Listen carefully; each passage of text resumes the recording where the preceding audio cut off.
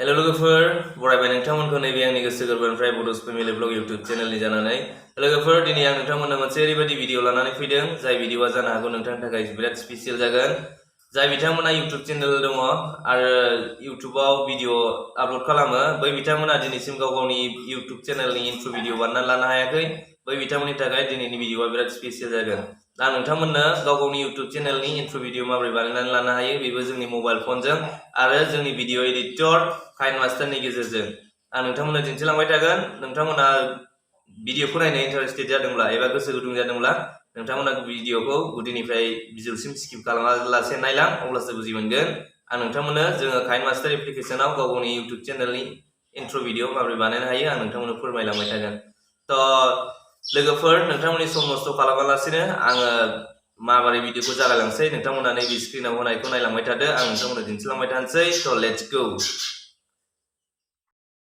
बयनिख्रुइबो सिगाङाव जोङो काइन मास्टाराव थांग्रोबाय काइन मास्टाराव हाबबाय जोङो दायो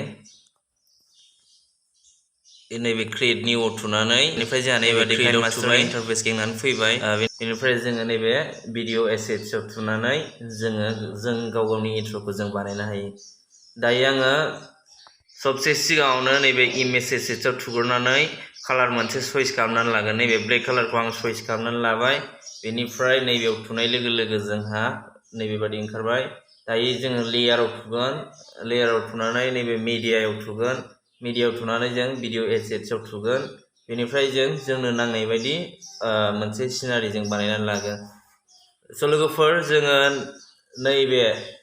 नैबे अपसनाव थुनानै जों गोबांथार जोंनो नांनाय बायदि ट्रेडि नै ओरैहाय लेफ्ट साइडजों नायनो हागोन नै ट्रेडि निउस एफेक्ट्स बेबायदिनो गोबांथार मिउजिकनि फेभरिट माबाफोर दं आरो इन्ट्र'सफोर दं आरोखि टेक्सटफोर पिक्सार्सफोर दं दा नोंथांनि नांनाय बायदि नोंथाङा बेयाव मोनफा मोनफा बासिनानै लानो हागोन दा नै बेबायदि आरोखि दा आंनो नांगौखिनि जानायखौ आङो नैबे भिडिअ अपसन्सआव थुबाय भिडिअ अपसन्सआव थुनानै आङो दायो आंनो नांनाय बायदि मोनफा मोनफा आङो माबा नागिरलांसिगोन आरोखि जायहा आंनि इन्ट्र'जों मिलायनाय आङो बेखौ सेट खालामनानै लासिगोन दा नोंथांमोनाबो बेबादिनो सेट खालामनानै डाउनलड खालामनानै गाव गावनि इन्ट्र'खौ बानायनानै लानो हागोन दा नै लोगोफोर आं नैबे स्टिल दा स्पटलाइटखौ आङो क्लिक खालामसै बेनिफ्राय नैबे डाउनलड अपसनाव थुनानै होनोसै नै लोगो लोगो जा डाउनलड जाबाय दै लोगोफोर नै नोंथांनि नांनाय बायदि नोंथाङा बबे मोनसेखौ नांगौ बे मोनथामनि गेजेराव नोंथाङा सेलेक्ट खालामनानै लानो हागोन गाहायाव मोनथाम जोंहा स्पटलाइट नुदों दा बे मोनथाम स्पटलाइटनिफ्राय नोंथांनो जायखौ नांगौ नोंथाङा सेलेक्ट खालामनानै लादो नै दायो डाउनलडआ कमप्लिट जाथारसै डाउनलड कमप्लिट जाबानो नोंथांमोननो इडिट खालामनानै दिन्थिनोसै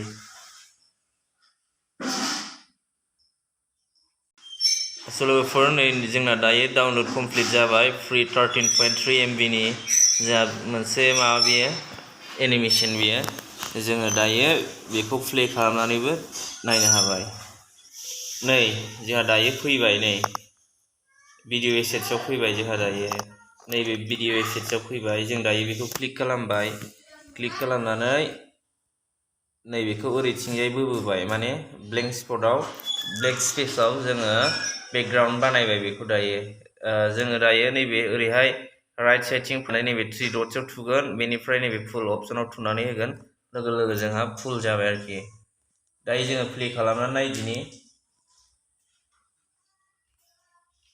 नै जोंहा दायो बेबायदि जोंनि एनिमेसना बेबायदि जाबाय जोंहा दायो बेखौ एसे गोलाव बानायनो थाखाय जोङो बेखौ मा खालामनांगोन नैबे स्पिडखौ एसे खमायनांगोन होनबासो जोंना भिडिअआ गोलाव जागोन स्पिडखौ खमायबाय जोङो दायो नैबे ब्लेंक स्पेसखौबो एसे फोलावदिनि बेनि डिउरेसन बायदियै नै दायो जोंहा नैबेबायदि जाबाय आरोखि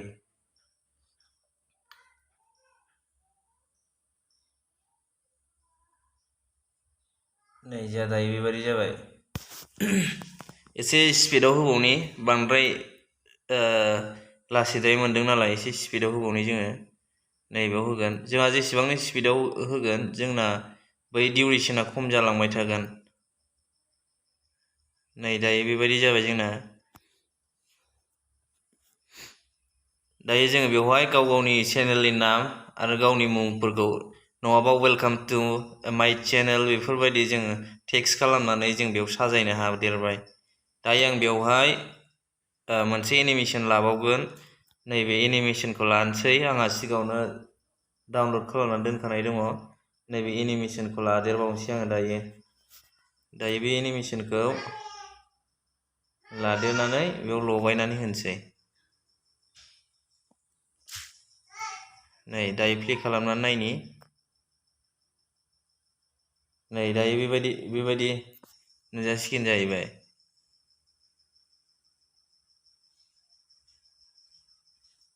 आं दायो बेखौ एसे क्रप बानायनि आङो एसे सार्कोल महराव आं एसे बेखौ क्रप बानायसै जाहाथे साइज नुयो एसे।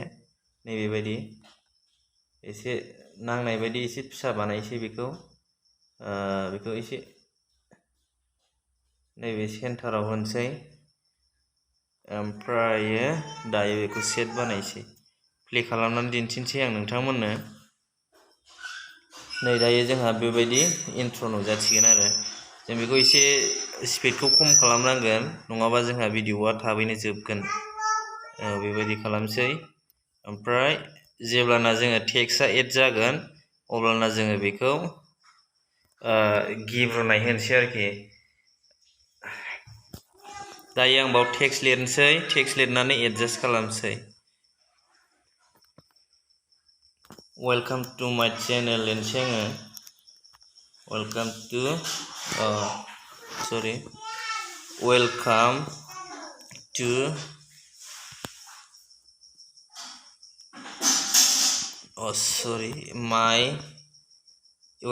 माय इउटुब चेनेल नै बेबायदि लिरबाय आङो। बेनिफ्राय दायो आङो कालार चइस खालामसै। आङो कालाराथ' बाय दायो माबायदि होनांगोनथाय नागिरनांसिगोन। गोसोमबाथ' सिनायनाय नङा। गोसोम होजानाय नंला बेवहाय। गोमो होनसै आङो गोमो होनसै। बेनिफ्राय एसे ग्ल' बानायसै आङो। नैबेहाय गोजा होनसै आङो। ओमफ्राय बेखौ आङो एसे साजायनोसै। दायो नैबेबादि नुसिगोन आरोखि। एसे फेदेरनोसै आङो।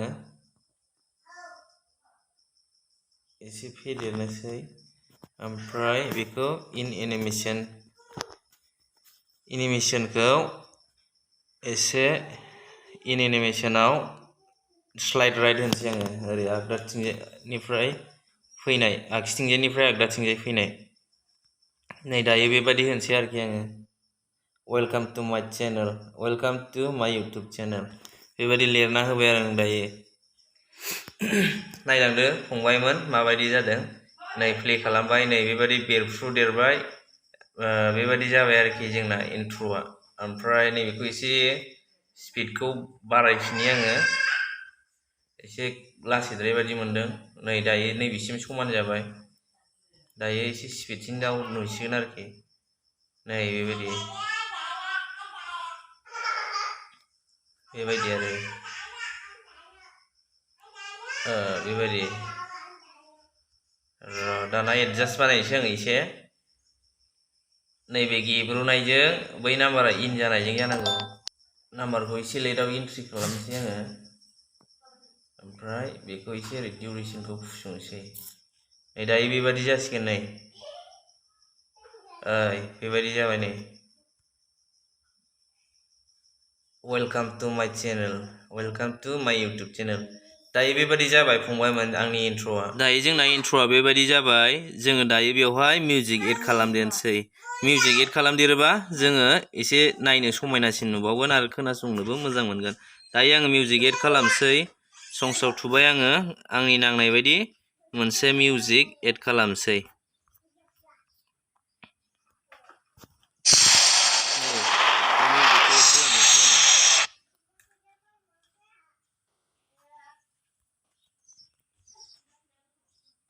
मिउजिक एड खालामबाय आङो दायो।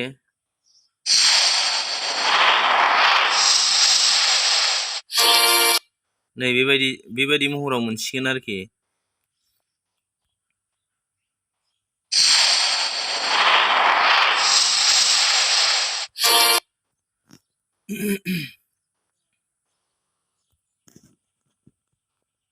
ससे जायखौ बाहागो ससे जोंनो जाय बाहागोखौ नाङा बे बाहागोखौ नैबे खेमसिनि अपसनाव थुनानै ट्रिम खालामसै।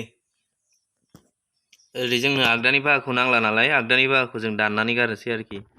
दा बेबायदि नै आं प्ले खालामफिनसै।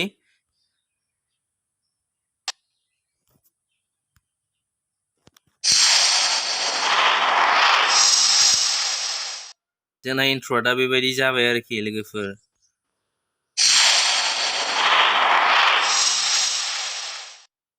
स' फंबायमोन बिनानावमोन नोंथांमोना बेबायदिनो बिराद गोरलै राहायैनो जोङो गाव गावनि इउटुब चेनेलनि इन्ट्र' बानायनानै लानो हायो।